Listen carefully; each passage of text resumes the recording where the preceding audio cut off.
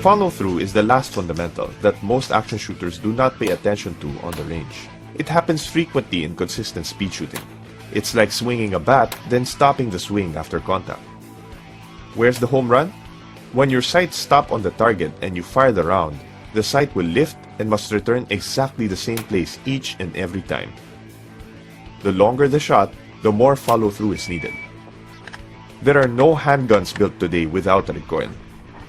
There's always going to be a muzzle lift and return.